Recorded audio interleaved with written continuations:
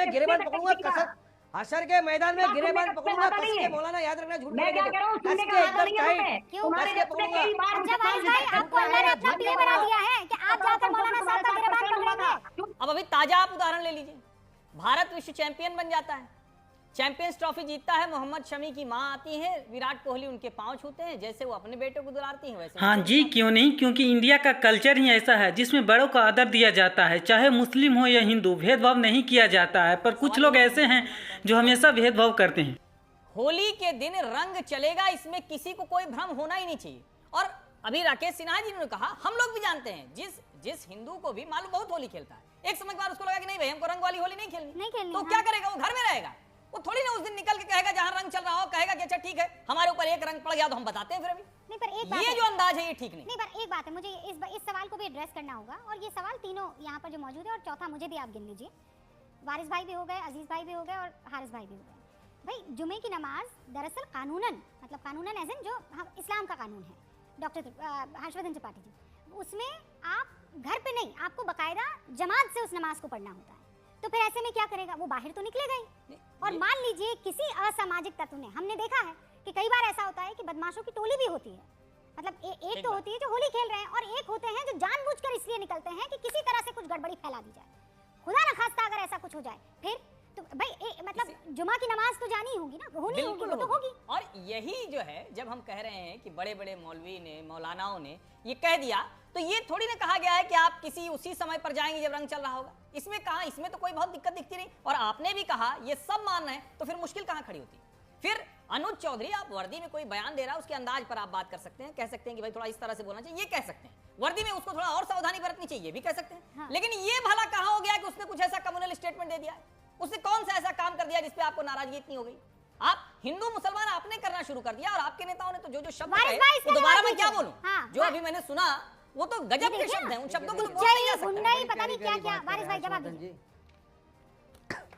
देखिए हर्षवर्धन जी काफी यहाँ की बातें कर रहे थे, मैं एक चीज बता रहा हूँ, ठीक है सबको अपना अपना आस्था का ये सम्मान करना चाहिए, आस्था का सम्मान करना चाहिए। तो वहाँ के जो सीईओ है वो ये बोल सकते थे ना कि ठीक है जुम्मा का 1 घंटे का वक्त है, आज भी अपने घर से जाएगा, मस्जिद में नमाज पढ़ के वापस अपने घर आ जाएगा, 1 घंटा आप होली मत खेलो। रुकेंगे हमारे हिंदू भाई? नहीं रुकेंगे ना।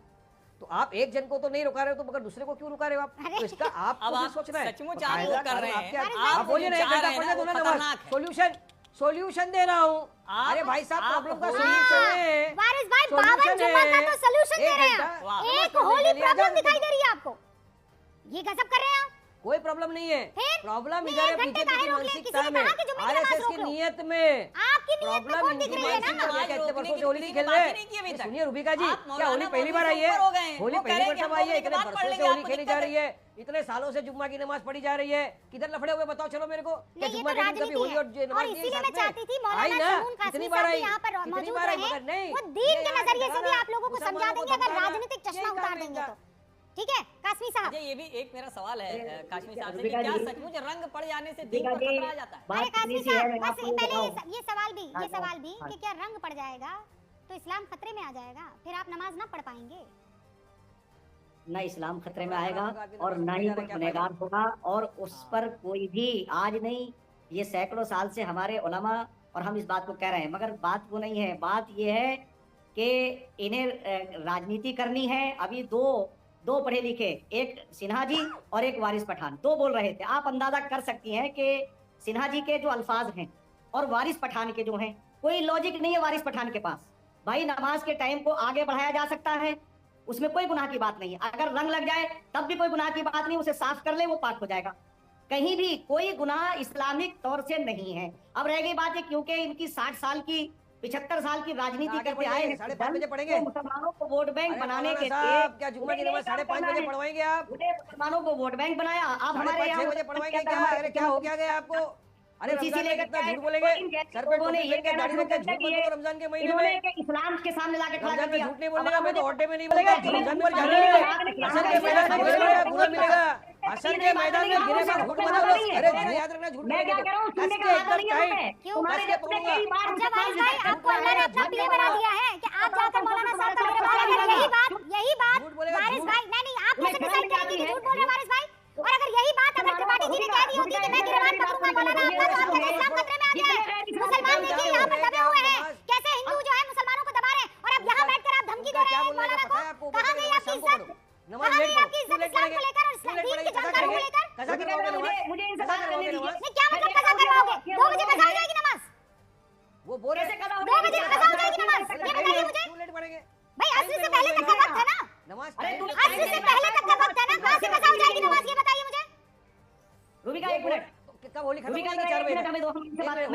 अरे आपको पता ही नहीं है होली कब खत्म होती है? कब खत्म होती है त्रिपाठी जी? होली कब खत्म हो जाती है? नाच के कब चले जाते हैं? अरे होली तो हर हाल में दोपहर बाद खत्म होनी है, हो जाती है। वो तो ये खुद पहला जुम्मा नहीं है प्रशासन होली कहता का। है। और उसके बाद आप सचमुच नहीं होली का देखें कोई एक रंग मिनट, उसके मेरी बाद तो बात लोग नहीं एक है, दूसरे से मिलने जाते हैं, अच्छे कपड़े पहन के जाते हैं, वो कपड़े तो गंदे हो चुके हैं, जाते हैं नहा धो के दूसरे वारिस के भाई किसी को कोई ऐतराज नहीं था। आज जो आपने मौलाना साहब के साथ किया ना वो गलत है।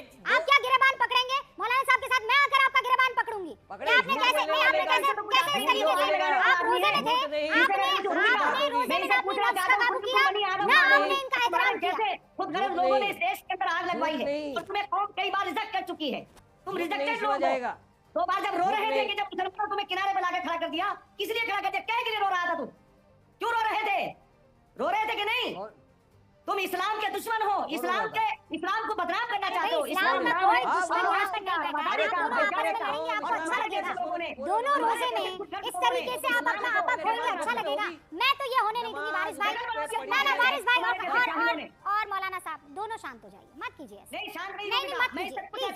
सुनिए मेरे लिए तो बहुत आपको पता है कोई और चैनल होता ना तो मजे में आप दोनों को लड़वाते, लेकिन ये ईमान की बात है सर। नहीं ऐसा मत कीजिए कासमी साहब, नहीं बहुत मजे में आपको लड़वाते हैं। और ये भी होता है कि लोग बड़ा आगे फाड़ कर देते हैं। आप दोनों रोजे से हैं, अपने आप को दोस्तों, भारत में हिंदू मुस्लिम विवाद का इतिहास बहुत लंबा है और जटिल है। यह सिर्फ धर्म से जुड़ा नहीं है बल्कि राजनीतिक, सामाजिक और ऐतिहासिक कारणों से भी प्रभावित होता रहा है।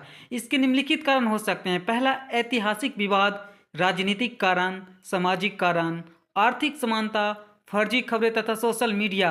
इससे डिफरेंट टाइप के प्रभाव हो सकते हैं। पहला, सांप्रदायिक दंगे हो सकते हैं। समाज में भय और सुरक्षा की भावना हो सकता है। विकास और शांति में रुकावट आ सकता है। अंतर धार्मिक रिश्तों में कड़वाहट हो सकता है। इसके समाधान के लिए हमें शिक्षा और जागरूकता लाना जरूरी है। सख्त कानून बनाना जरूरी है। सामाजिक संप्राप्ता करना जरूरी है। मीडिया की भी जिम्मेवारी बहुत जरूरी होती है और साथ ही साथ नागरिकों की पहल भी होती है। दोस्तों, हिंदू और मुस्लिम सदियों से भारत में साथ रहे हैं। विवादों को सुलझाने का तरीका नफरत नहीं बल्कि आपसी समझ और प्यार है। भारत की असली ताकत उसकी एकता और विविधता है, जिसमें हम मिलकर बनाए रखना है। जय हिंद, जय भारत।